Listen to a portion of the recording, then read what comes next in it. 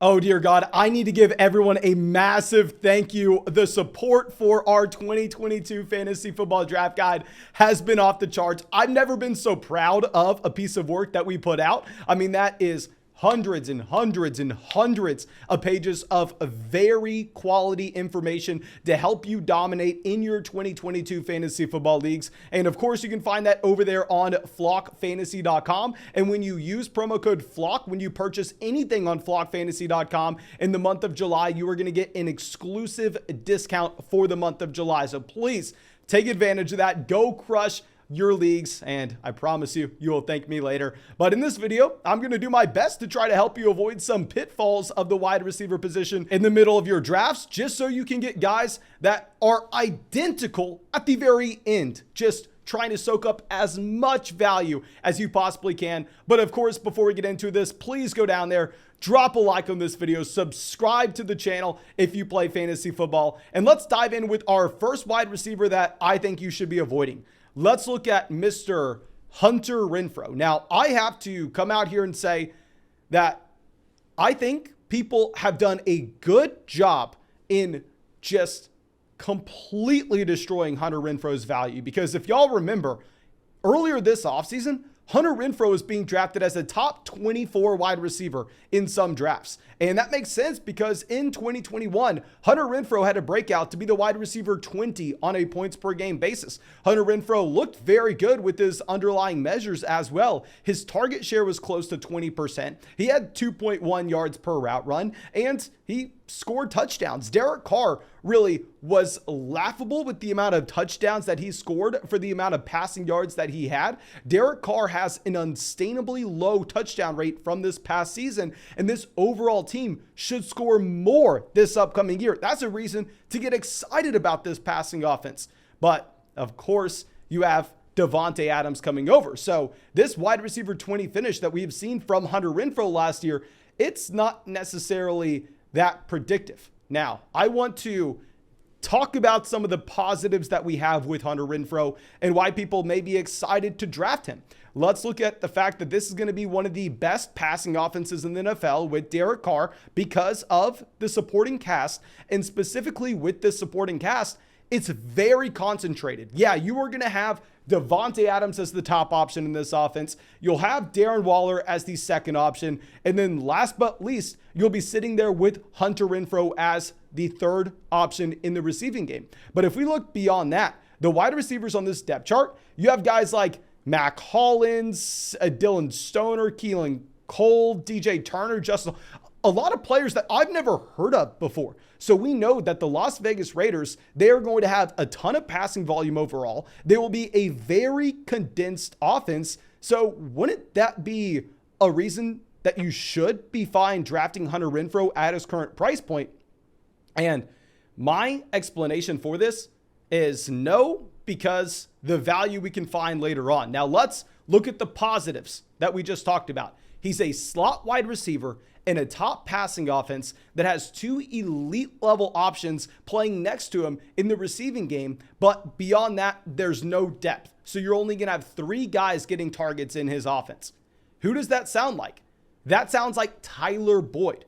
Now, before we get to Tyler Boyd, let me tell you the price of these wide receivers. You're looking at Hunter Renfrow as a wide receiver with the ADP of 79 right now on Underdog Fantasy. You have Hunter Renfrow going back-to-back with Miles Sanders. You have Hunter Renfrow being drafted ahead of Clyde Edwards-Helaire, ahead of Tom Brady, ahead of Trey Lance, ahead of Michael Thomas, ahead of Brandon Ayuk, ahead of TJ Hawkinson. So you are having to pay up to get Hunter Renfrow. Whereas if we look at Tyler Boyd, who should be playing in a very comparable situation over there in Cincinnati, you have Tyler Boyd currently being drafted as the wide receiver 51. So we see that Hunter Renfrow is being drafted at the wide receiver position directly before Clyde Edwards-Helaire and TJ Hawkinson. Whereas if we look at the same opportunity cost to take Tyler Boyd a few rounds later, Tyler Boyd's being drafted directly before Alexander Mattison and Irv Smith Jr. So it's a completely different range of the drafts. However, I don't necessarily see that large of a gap between these players because I would argue that Joe Burrow is going to be better than Derek Carr this upcoming season, that we can expect more passing yards, more passing touchdowns in Cincinnati. And with Tyler Boyd, it is incredible, legitimately incredible to see how concentrated this Cincinnati Bengals offense is, because you can have the number one offense in the NFL. You can be the Dallas Cowboys of last year. However, if you were going to just use 15 options in your passing game, I mean, if you're going to have Ezekiel Elliott, Tony Pollard, CeeDee Lamb, Amari Cooper, Cedric Wilson, Michael Gallup, Dalton Schultz, all getting targets, hell, it doesn't matter if you're the number one offense in the NFL in points scored. You're not going to support that many truly elite level talents from a fantasy football standpoint, just because it's divvied up across way too many options. But going back to the concentration of targets here with Tyler Boyd, and the same thing with Hunter Renfrow in Cincinnati and Las Vegas. With Tyler Boyd, if you combine the targets between Jamar Chase, T. Higgins, and Tyler Boyd from this past season, you had 332 targets between those wide receivers. And if we look at all other receivers on this roster, keep in mind, T. Higgins missed time last year. They had 27 targets. Those three wide receivers, when they are healthy, are accounting for 95 to 100% of the targets in Cincinnati. That's fantastic. We've seen the elite level ceiling from Tyler Boyd as well. I mean, we go back to 2019 where he commanded 24% of his team's target share. He commanded over 9 targets a game. He had 91 air yards a game. Tyler Boyd has the same ceiling as Hunter Renfrow. If another receiver in their offense were to go down, the target share this past season wasn't too different. Hunter Renfrow was at 19%. Tyler Boyd was at 17%. So now that we have Davante Adams coming over to Las Vegas and Darren Waller's going to be healthy through the course of the season, I would argue that these players are the same exact guy. However, on Underdog Fantasy, you're having to draft Hunter Renfrow over Clyde Edwards-Helaire, and you're just having to draft Tyler Boyd over Alexander Mattison. But of course, if you want to go draft on Underdog Fantasy, the number one place to draft this season, you can go do so. Down in the description of the video, down in the comment section, you will find a link to Underdog Fantasy. I'm sure y'all have seen us drafting there every single day on the live stream, because there's nothing more fun than drafting on Underdog Fantasy. And when you use promo code FLOCK, they will match your first deposit dollar for dollar up to 100. You'll get our 2022 rankings, our 2022 draft guide. So with a $10 deposit, you can get our draft guide on Underdog Fantasy. Promo code FLOCK. Dear God, is there a better deal? You get our Dynasty rankings, Dynasty rookie rankings, and most importantly, you can have some fun, draft with us on the live stream. But let's move on to our next pairing. Let's go over to a wide receiver going into a fantastic situation, and people are pushing his ADP up to an extreme measure because of it.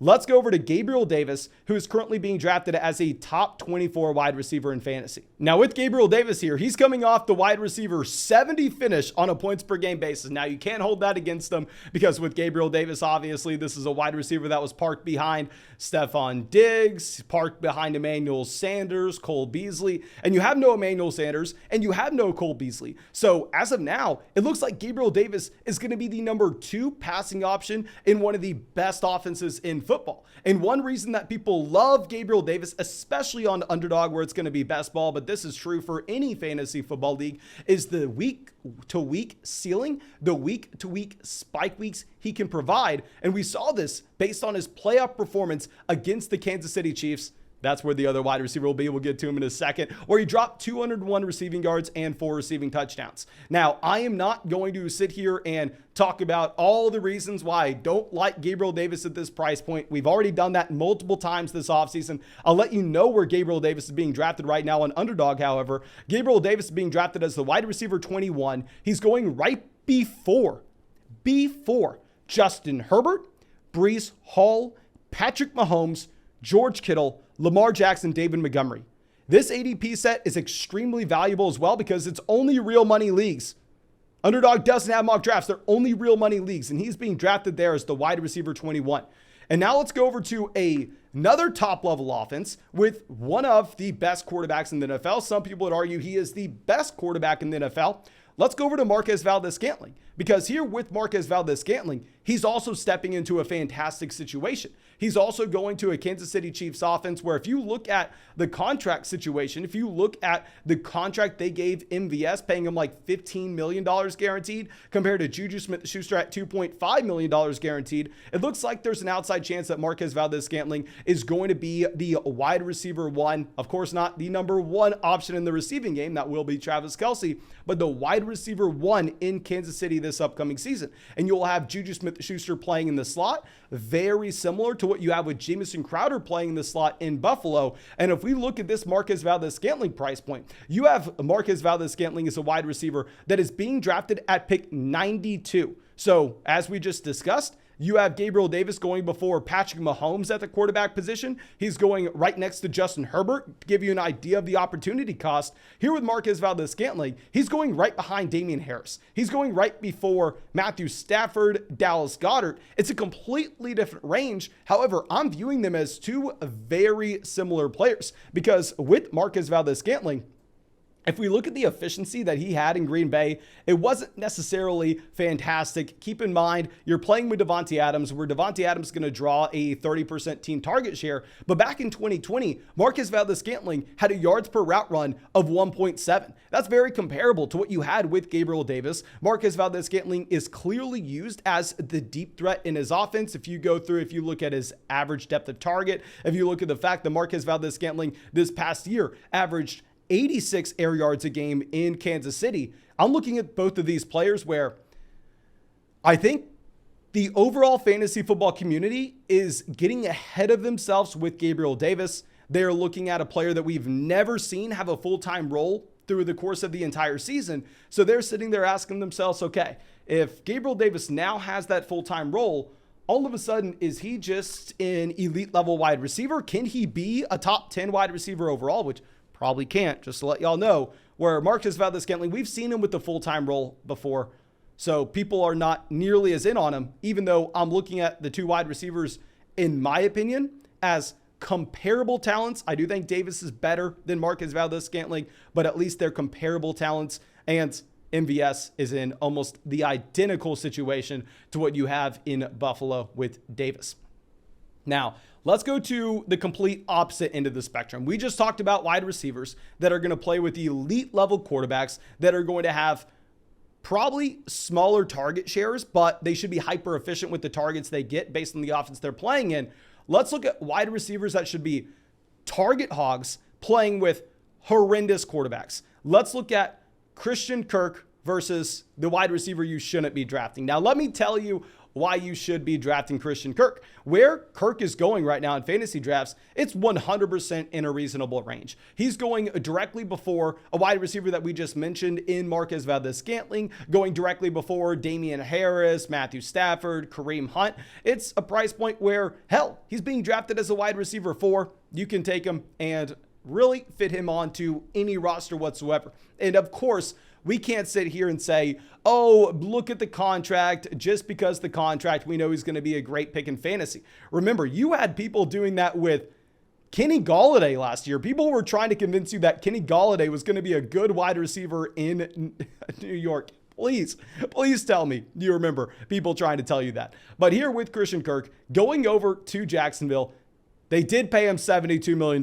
Let's at least acknowledge that right now. And he had a breakout in Arizona this past season. Now, of course, DeAndre Hopkins missed time, but you had Christian Kirk leading his team in targets. And on top of this, you had Christian Kirk, more importantly, leading his offense in yards per route run. Christian Kirk led this team in yards per route run at 2.0. He finished the season as the wide receiver 32, despite not having Kyler Murray or a healthy Kyler Murray for the entire season. So now he's going over to Jacksonville, where there's no target competition. I thought Laviska Shenault could have been something last year, but he's not. And if you look at Marvin Jones Jr., with how old he is, Hell, you shouldn't call him Marvin Jones Jr. I'll tell you that. The man's going to be, 33 this upcoming season. He is going to be extremely old. I think that it's safe to say that you have Christian Kirk as one of the very few players in the NFL that could get up to a 25% team target share. Now, I'm not saying, oh, Christian Kirk's the best pick in fantasy, because I have to acknowledge the fact he doesn't have great quarterback play. Trevor Lawrence is going to be a very bad quarterback this upcoming season. And because Lawrence is going to be a bad quarterback, based on what we saw last year, his ceiling should be capped. But this other wide receiver we're about to talk about will also have bad quarterback play. And when it comes to Lawrence, I know people are going to get upset with me saying that he is going to be a quarterback that is below average in efficiency. But hear me out.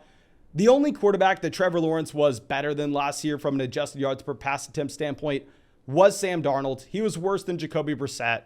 He was worse than Zach Wilson, worse than Andy Dalton, worse than Justin Fields. And I agree with you 100%. Urban Meyer was probably the worst NFL head coach that we've seen in the past decade. 90% of the blame can go on Urban Meyer. Just removing him from this situation should make the situation better in Jacksonville.